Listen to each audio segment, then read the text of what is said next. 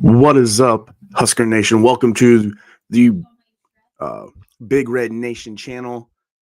My name is Jason. We are going to do the game preview of Maryland game that will be played tomorrow at 2:30 on BTN.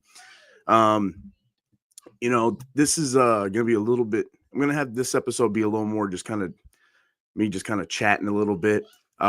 We'll go and look at some of the stats. This has been a very long week for me with my day job. Monday, Tuesday, Wednesday, and Thursday were all like 12, 13, 14-hour days. So it's been a long week. Haven't really had any time to really dive in to Maryland a whole lot. I've been able to listen to some of the like different podcasts and stuff on my way to and from work. I've tried to at least get those in. So there's not a whole lot of, game watching. I haven't really dove into too much of a Maryland side of things as far as if they have any podcasts or anything. So I'm just kind of going off of what I've heard, what I've seen myself on small clips. So there's not a whole lot of like deep diving into analytically into this game. It's going to be more of gut feeling and what I think Nebraska can do. And just kind of going off of some, like I said, their stats. We're going to go look at their stats here after a little bit. But I did want to start off this episode kind of talking about, like I said, I've been listening what I can, some different Husker podcasts, like to and from work, like I said. And there's a couple things brought up in several different podcasts that I kind of wanted to put my 2 cents in on. And, one is kind of the fan discourse, and really, I guess both of them is really overall, the two main topics really overall is just kind of Husker fan discourse, right? And the first one is kind of like just, we won, right? We beat Michigan State, and you would think from a lot of fans, reaction, the way they've talked, at least online, right? Who knows? I'm sure this probably doesn't go on a whole lot in real life, person to person as people are just chatting it up in real life. But you see this stuff on the internet a lot, whether it's other, personalities, podcasters, people just on like X, Facebook, whatever, commenting on things. So it's mostly like the discourse. Why are fans mad, right? And I think I want to say it was on the Nick Boss show that really had me thinking about this. Him and Bo Rude were talking, and I think they were even talking about, why? Kind of like, why do fans feel upset? Why do you feel, all these kind of things? And I was thinking about it myself, and why do the fans get so mad about certain things and have to nitpick a ton of stuff? And I think it definitely comes from the fact that we have been bad for so long. And whenever you've been so bad for so long, and look, it does go all the way back to 2001, roughly, is the last time we were like good. We were Nebraska level good, was 2001. And even that ended with 2 just insanely bad losses, right? Yes, we've been decent here and there. Bo had some good years, right?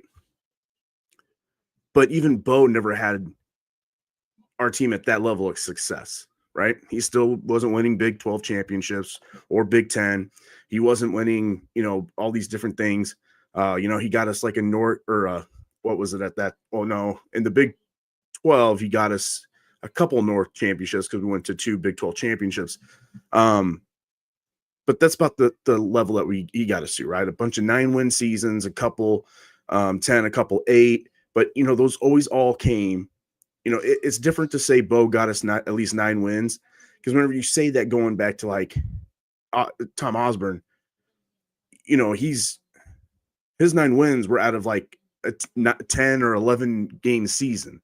Whenever you start getting to 12 to possibly 13, 14 game seasons, if you go to different, bowls or conference championship games, 9 wins still come with like 4 or 5 losses. And or 3 or 4, but like an 8 win, we'd be like 8-5, or we'd be 9-4. So you still dealt with like way more losses during a season than you're used to back in the 80s, 90s, 70s, early aughts. And Frank even, like I said, Frank last 2001 was the last good year, right? And I think what happens is, in your mind as a fan, especially if you're a certain age, if you lived during those years, you look back on nostalgia fondly. So you only think of how dominant those teams were. On the other side of that, again, you watch Nebraska games very intensely. You watch Nebraska games with emotion. And you might watch a lot of college football, but you never will watch another college football game the same way you watch a Nebraska Cornhusker game. So whenever you start watching other teams be successful, like let's just say Alabama, because they had obviously a very long run, right, of being the top dog in college football. What you're seeing is, what you're thinking is perfection. You don't see the games where, they struggle against Louisiana Monroe because they weren't playing, they were playing down a competition, right? You don't see, because you're not watching every Alabama game every weekend, you're not seeing the mistakes that maybe a quarterback is making. You're not seeing their left tackle struggle in the first 3 games of the season until he gets his footing going and really finds momentum and confidence and starts rolling. You don't see the running back that originally was named the starter but had fumbling problems, so then they replace him with the backup, and then he runs off and he becomes a really good running back by the end of the year. You don't see those things from the other teams. So whenever you start thinking of, if this is going to be a team that's going to go win championships, if this is going to be a program that's going to keep improving and getting better, they need to be perfect. They need to look a certain way. And whenever your team's been bad for so long, whenever you see mistakes, whenever you see maybe a little bit of bad play, bad execution, I mentioned this in the review show in the What Just Happened episode of this game, where once they went down, right, it started just, maybe not a panic over me, but it had just this like gut-wrenching feeling of, man, are we back in is this another groin kick game? Is this going to be one of those things where like we're never going to escape this? And I hate like getting that feeling, but man, it just hit me in that game out of nowhere like that. And, I'm always going to be positive. I'm always going to be optimistic. But whenever you start seeing that type of play, and then all of a sudden they take the lead in a game that Michigan State had no business being in that game. If you really think about it, if you take the 2 quarters where Nebraska was with the wind, we were up 14-0. And then we scored what? Oh God, what was how many points did we score in the 4th quarter? 17 or something? Maybe we scored a little more. I can't remember now the exact how it breaks down, but shoot, we probably would have won that game. If you just take those 2 quarters alone, we would have won the game 38-7. And that sounds a little more correct. But, or 38-0. But 38-7, because they scored last touchdown. I'll let them have that one. So we would have won 38-7. If you just take those 2 quarters, it's the 2 middle quarters where we were going against the wind and just kind of got all out of sorts. And I don't know what was going on. Still don't really know what was going on during those 2 quarters. What started that meltdown? I think that's where the discourse comes from, the bad discourse. That's where the fans that kind of maybe over react and over panic to the bad play get so mad because this fan base has now been through so much since 2001 of just losing, being the butt of the joke to a lot of other teams. The fact that now you see national discourse of like trying to say Nebraska's not a blue blood anymore. Um, the total disrespect that we get from a lot of national people. Um, like a Ari Wasserman or people like that just are blatantly loving the fact that they can just talk shit on Nebraska football because it gets them clicks, because it gets us riled up, because we want so bad to be good again, because we need to be good again. I mean, that's just, it's the Husker way. Whether or not we're winning championships every year, that's a different story. But we need to be in that conversation. We need to be a program that is constantly in that conversation. We need to be a team that is getting showed in every college football pregame opening as the little highlights of different teams are happening.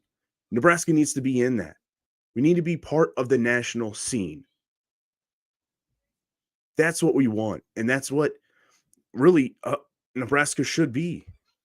We once were for a very long time. And, I just think that that's kind of where this comes from. This is where the anger comes from. Now, it doesn't excuse whenever people go way over line and, do things like getting into Henry Lutovsky's DMs and complaining or doing whatever, threatening, whatever they're doing. That's insane. Don't do that. I don't care how old you are. I don't care if it's a bunch of high school kids, college kids, or if it's a grown 50-year-old man. Don't do that. Okay? Like, these are just players trying to go out and play and win a game. Like, they're not going out there to try to lose. They're not going out there to try to be bad. They're constantly trying to get better. We can, as fans, have conversations with each other all the time. And you can boo at the game. That's fine. But to directly go into people's direct messages or, if however you would do it, that's something different. That's kind of crossing the line. Excuse me. But yeah, so that's just kind of my perspective on that. I definitely think it is that the fact that all you can go off of is other teams that have been successful currently. And again, you don't follow them the same way that you do Nebraska. So everything looks and seems perfect. So then you think if you want that program to be that good, to comparatively look at them and have them be as good as a team that you think is, a great team, a great program, then you need to also be perfect. And if you're not perfect every Saturday, if you're not going out throwing 50, 38 for 38, 8 touchdowns and rushing for 300 yards and all this stuff, then, we didn't have a good game. I think that's where that comes from.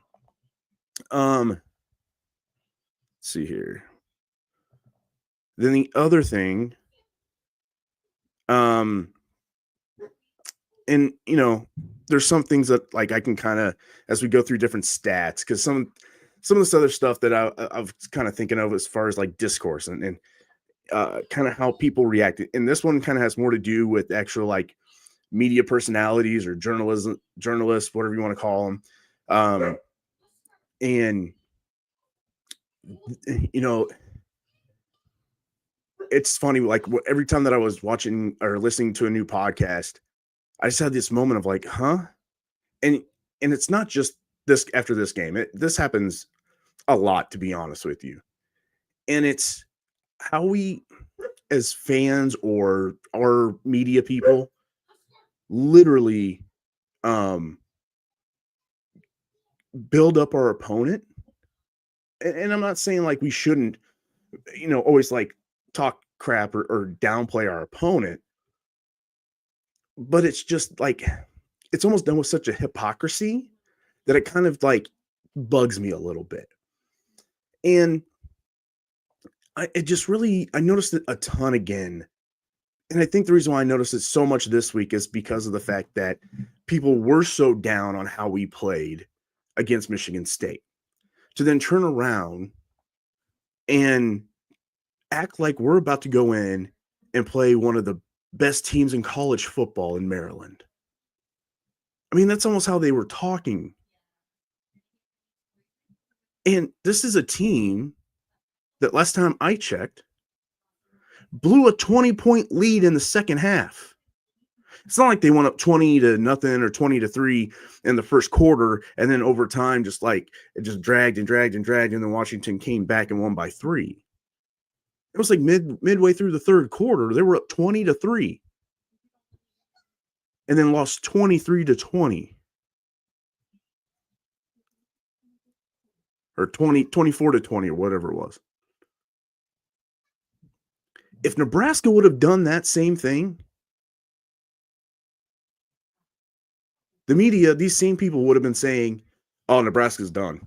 Oh, what are we doing here? We need to make some big changes.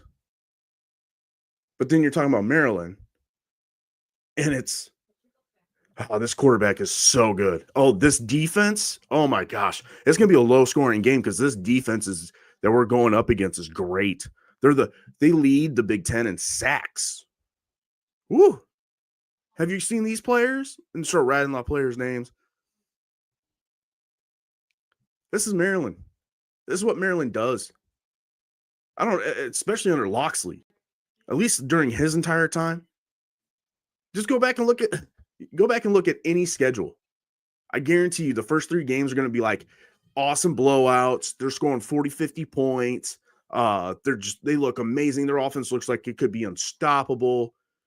And then you get into conference play and they win maybe 1 or 2 more games. They do this every year. Right? Now, I don't know exactly how good this specific team's going to be. You know, you look at their non-conference, they played Florida Atlantic, Towson, and Northern Illinois. These are not top-tier teams. I mean, we get done, and look, I'm not trying to necessarily sound hypocritical either here whenever I'm kind of doing this comparison because, you know, if you got these teams on your schedule and you blow them out, then you took care of business, especially if you're going to be that type of team, right? Said that about Nebraska with Houston Christian and Akron. But we also had the Cincinnati game, right? In non-conference. Cincinnati is way better than anybody really that they've played this year, and includes Washington. You know, everybody wants to talk going into the season. Everybody, all these same personalities talk about how bad Wisconsin is and how bad Wisconsin is going to be this year. And then they pull out how impressive of a win it was for Maryland to beat Wisconsin.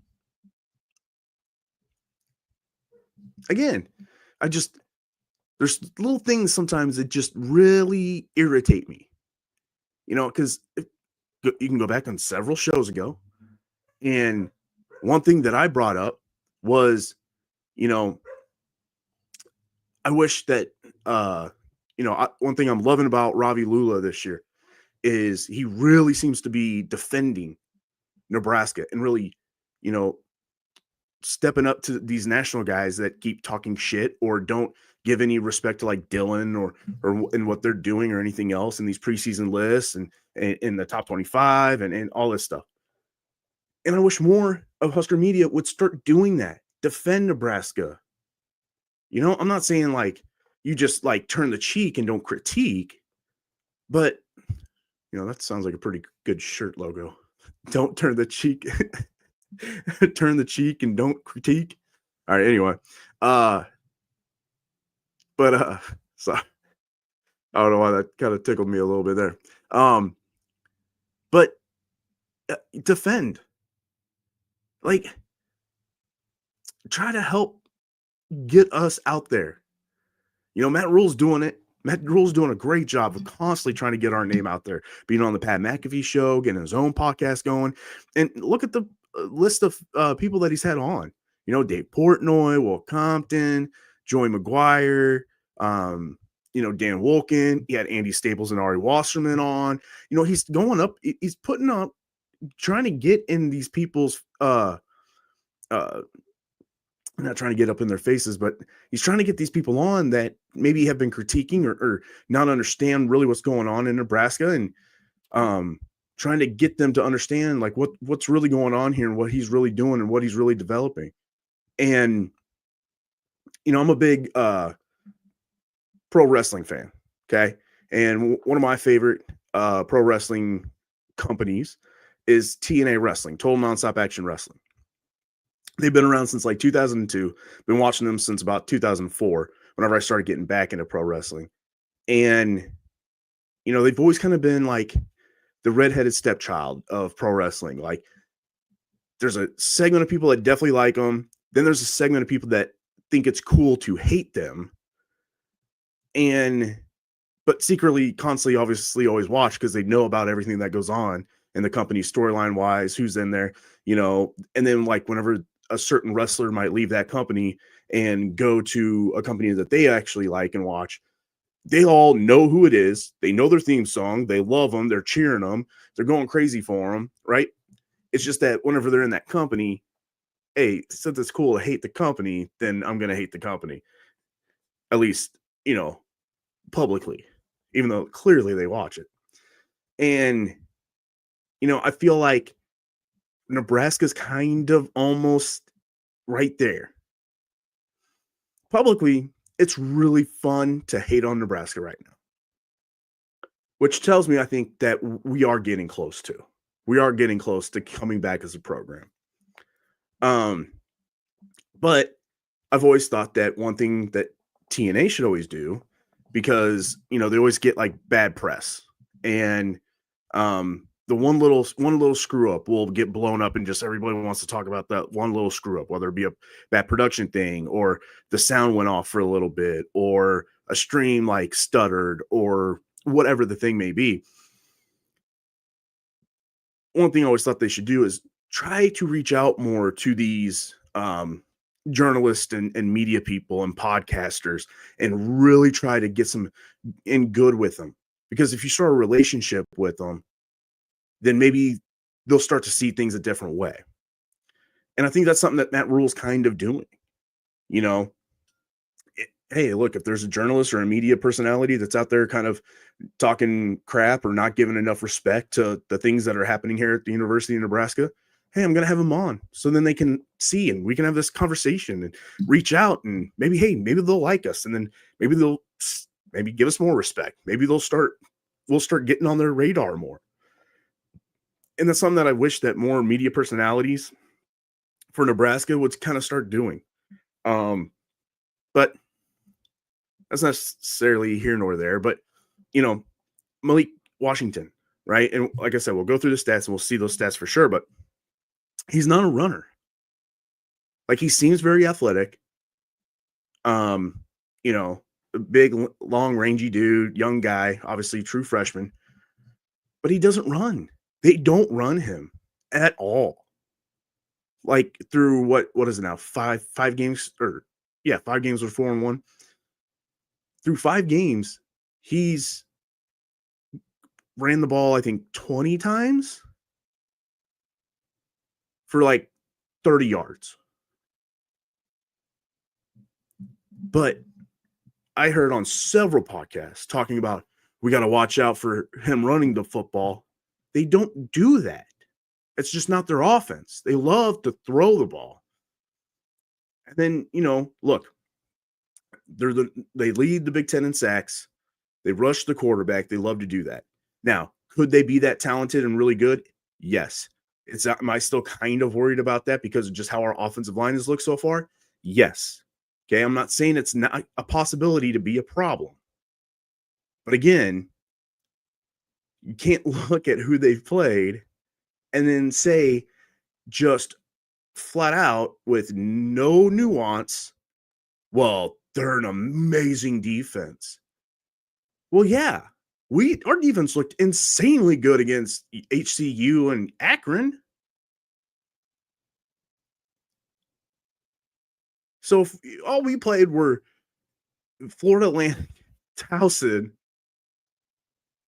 and Northern Illinois, which hey, this is not, your grandpa's Northern Illinois. This isn't the Northern Illinois of years past. No, they're not a very good program this year. And then Wisconsin, which again, this is not your, dad's Wisconsin. uh, how good are they? I don't know. I can't really get a good read on it. Because then, and we'll look at some of the box scores too, because that's going to be part of my kind of trying to find context in the stats of looking at the box scores of Maryland, of the Wisconsin game and the Washington game, and see what type of stats they put up in those games. Because if you have 3 games, think about where some of our stats would be if instead of Cincinnati we played, I don't know,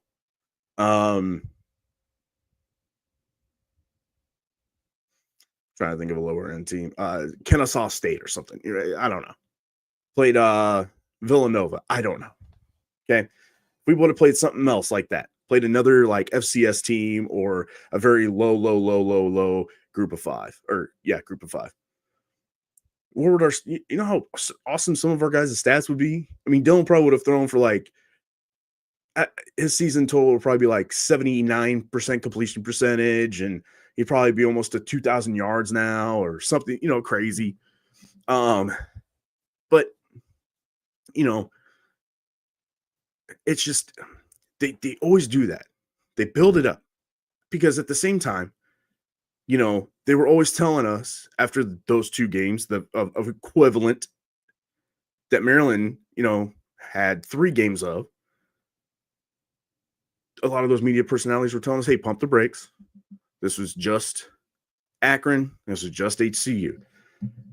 I don't know how good they're going to be because you can't take anything from these games because they're so much better than these other schools. But then still turn around and talk up Maryland like, hey, those games mattered. It's just, it gets frustrating because I know that it really comes out more after we have a bad performance. And we had a bad performance, still scored 38 points and still, at times looked really good. Our run defense got better in that game. We had some guys really show up and show out in that game on defense, like Elijah Judy and Williams Winery and Dasan McCullough, right? Javin Wright, Vincent Shavers, Dawson Merritt, Rex Guthrie. And we had a bunch of guys. Deshaun Singleton had a great game. But, all we want to talk about is Dylan getting sacked and him not really being able to move up in the pocket and maybe holding on to the football too long and our offensive line. That's like it. So, I don't know. Those are just some of the couple things that I wanted to kind of bring up that just kind of had me thinking. Again, it's kind of nice to kind of get on here and rant about my thoughts and not just have them just sticking here the whole time. So yeah, just kind of throughout the week, those are some of the things I just kind of kept seeing just kind of reoccur in these different podcasts that I like to listen to and watch. And look, everybody's entitled to their own opinion. But sometimes whenever you find like a pattern like that, whenever you just watch so much or listen to so much of that stuff, and you see like this pattern, it just sticks out. I'm sure none of them even necessarily notice that they're doing it. But it just does. It just sticks out like a sore thumb where it's like we start building up Maryland like they're this unstoppable force. And it's like, I don't think so. Like, I don't think this is going to be as hard as you guys think this is going to be. I'm not saying it's going to be a total blowout or anything like that, but I don't know. All right. And like I said, sometimes maybe we'll bring it up whenever we look at these stats here. So let's look at these stats. This is the Maryland Terrapins season stats. You got Malik Washington as their leading passer with 1,200 yards on the season. Their top rusher is DeJuan Williams with 209 yards. Their top wide receiver is Octavian Smith Jr. with 324. Their top tackler is their linebacker, Daniel Wingate, 49. That's a good amount of tackles right there. And Jalen Husky is their top D-back right now with 2 interceptions. So again, we look at Malik Washington here. He's 110, 183, about a 60% completion percentage. Very similar to both, I think, Bryson Underwood and Aiden Childs. He's got 9 TDs to 2 interceptions. Again, good ratio there. And like I said, he's not a runner. Here we are. So yeah, man, that's actually even worse than what I thought. He has 11 carries for 22 yards, and his longest run is 17. Now he does have 3 TDs, so that's something you got to watch for, right? Those are clearly like short yardage in the red zone, probably like 2-3 yards out. You got to watch out for him to scramble, and that's a place where obviously he will scramble and probably get in there and score a touchdown. So that's something that Nebraska is definitely going to have to watch for. But he has 1 carry of 17 yards. So you take that 1 carry away, he's got what, 10 carries for 5 yards? Am I mathing correctly there? Man. Okay. And so here's their top running back. 59 carries for 209 yards, 3.5 yard average. And it looks like both their top running backs, or all 3 of their top running backs, literally can only get 3.5 yards a carry. So, running the football is something that they do not do great. And I think this type of offense, they just like throwing the ball anyway. They've got some dynamic wide receivers though. Again, Octavian Smith Jr. He's got the most yards, but Shalik Knotts, pretty close still, 305 yards, but he's got 5 touchdowns. So let's take a look at this guy here. Yeah, 6'3". Okay, so he's a 6'3", 194, not quite as big bodied, but he is tall. So he's probably somebody that they like to throw to in the red zone as well, to get those touchdowns. Probably like to throw some of the phase or the 50-50 balls up there for him. Because then you got their tight end, Dorian Fleming. Another pretty, some decent stats here, but he's got the second most touchdowns receiving. So they like to throw up to their tall guys in the red zone, clearly. Again, let's see here. Let's look at their big sack guys. Look to be Zaire Mathis, who's got 3.5 on the year, and Sidney Stewart, who I've heard his name pop up a lot. He's probably he's a pretty good player. But he's got 4.5 sacks. That's pretty good. I already have that many sacks on the year. But again, where were those sacks at? What do you get? So let's take a look over here. Let's take a look at some box scores. All right. Let's look at let's look at that. Let's look at this game. The Wisconsin Badgers. The box score here. All right. So against Wisconsin, Malik Washington had 2 touchdowns, threw for 265 yards. Their top runner ran for 62 yards. Okay. Now, their offense isn't necessarily something that I'm super worried about. Um, as far as like, I think they'll be fine. Um, but I think our defense is pretty good, and it looks like our strength matches their strength, and then our weakness on our defense matches up against their weakness on offense. Um, so let's see here. Sacks. I mean, they got 1, 2, 3, 4, 5, 6. They got 6 sacks in that game against Wisconsin. That's pretty good. Because I think Wisconsin still has an okay offensive line. Um, at least, whenever I watched the Wisconsin Michigan game, their offensive line looked pretty good. So, those are pretty decent numbers. So let's see here.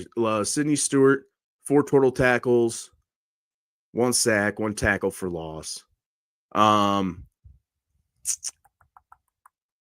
There was the other guy, Zaire Mathis, no sacks, but 7 tackles from the defensive line, 1 tackle for loss. Okay. So that one's pretty good. Let's see here. Go back. All right. Now let's look at the Washington game here. Oh, oops. Why you just go? I need to click on the game. There we go. Box score. All right. Against them, Malik Washington threw the ball 49 times for only 219 yards. Threw an interception, 1 TD, so about 4.5 yard average. He only rushed for 26 yards on 12 carries. Man. They spread the ball around pretty decent in that game. All right. And they had 1, 2.5 sacks. 3 sacks total. And here's their top guy, Sidney Stewart. Only had 1 tackle and a half a sack. Zaire Mathis had a pretty decent game. Man,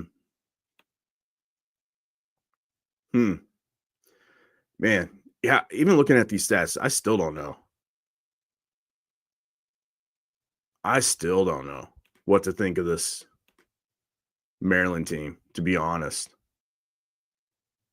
But 39-7, decent win. Northern Illinois only beat 20-9. Towson 44-17. You let Towson score 17 points on you. How good of a defense can that be? I did it again. Box score. They were all in the second half.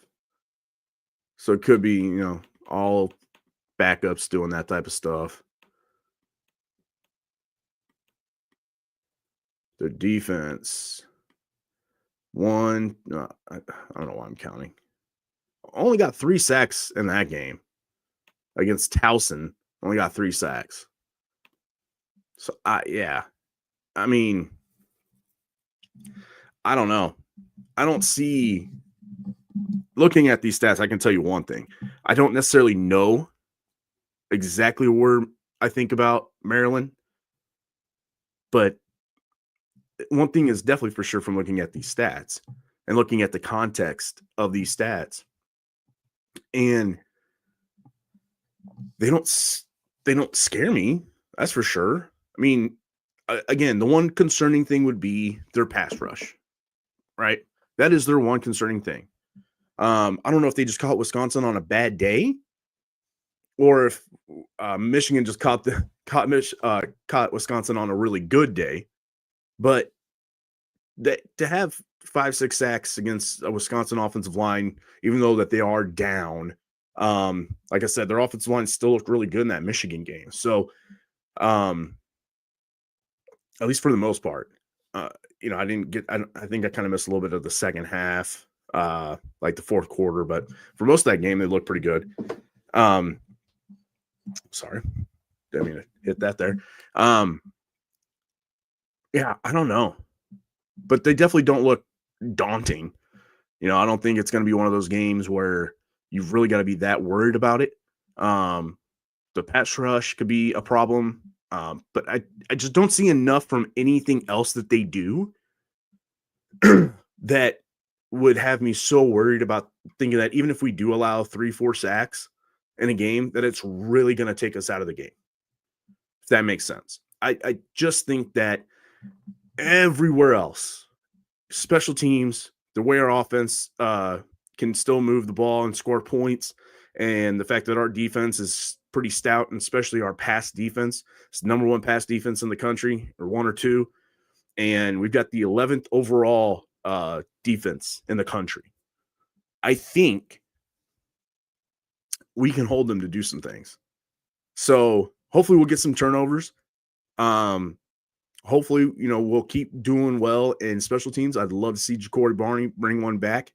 I love the fact that Matt Rule is taking them up a day early, kind of get, used to that hour change, because, that does mess with you for sure.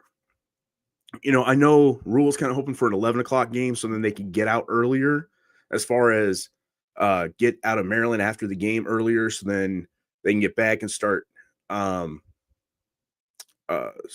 the recovery process quicker at home before a Friday night game in Minnesota. But I actually think a 2:30 game is going to be a little bit better, just because I have a feeling like it won't be as sleepy of a game as what an 11 o'clock would be. I know it'd be 12 o'clock there. But those first game slots can always be sleepy, especially at a place like Maryland, where it's never really that full. The stadium's never really super full. It's not a rabid fan base. So it's not like, it kind of takes you a little while. I think that's what happened to Washington, and they had to go, all the time zones, all 3 time zones over. And I think it took them a little while to get going. And I think that's why all of a sudden late in the second half, they finally woke up, got some momentum, started feeling it, and just turned it on. So, and that's the other thing. Where are they at mentally now after that, dropping that loss? Where are they at mentally for this game? Was that the start of kind of what happened last season, where Loxley kind of lost the locker room, self-admittedly? Is that's going to start happening now? Can we kind of really jump on them? And that's what I hope we can do. If we can jump on them early, like we did Michigan State, and jump on them early, get up 7-0, 10-0, 14-0, something like that. Where are they going to be at the rest of the game mentally? Are they just going to kind of quit? I don't know. That's going to be very interesting. I can't wait to see it. Some predictions. I don't have any let's do that. I think in this game, Ja'Cory Barney will return a punt for a touchdown. Also in this game, I believe the team will end up with 3 sacks. I think Dawson McCullough. I think Williams Waneri. And I'm going to say a Rex Guthrie will get those 3 sacks. I'm not sure about offense, what we're going to see from offense. That one I don't really have any predictions for, but I do think Nebraska wins this game, and I'm going to have them winning 35-17. I think they might score one early, a touchdown early, and then I don't think they're really going to score much, and then they'll score again a little bit later. I think they'll score, like I said, about 7 somewhere early in the first quarter. Maybe score a field goal, late second, early third, and then they'll score a touchdown somewhere in the fourth. So I think it's going to be 35-17, but I think it's going to look more like 35-10. I think it's going to look a little bit bigger of a win than what the final score is going to say. And then we move on to go play Minnesota, and a game that I definitely can't wait for, because of the fact that this could be another year where we kind of get another monkey off of our back. Last year was Wisconsin. This year, hopefully it'll be Minnesota. And then later on in the year, hopefully it'll be Iowa. can kind of finally get some of this program's coming back type feel. Let's move on. It's 1 week at a time, and can never take any team too lightly, or else then you end up like Penn State losing to UCLA, and not just losing, but getting blown by UCLA. So hopefully those Husker football players are up there in Maryland having a good time, getting focused, and ready to go make some turtle soup. uh, yeah, yeah, I know. Like I said, it's been 4 very long days, so I'm a very tired man. So yeah, all the dad jokes coming out like turtle soup. I don't know. Sometimes I don't even know what I'm saying anymore. So that means I should probably get on out of here. So go Big Red. Hope we win tomorrow. Might try to do the review show tomorrow night. Later on, after all the games are kind of done. Because I've got some stuff to do Sunday, Monday. Yeah, and I don't want to wait too long to put it out. Next week's going to be another kind of crazy week at work. Another couple 12, 13-hour days on Tuesday, Wednesday. So that review for the Minnesota game I might not be able to do until Thursday, right before the game as well. So I'm going to try to probably do the review show tomorrow night, hopefully after a Husker win. So until then, everybody, go Big Red, and have a good night.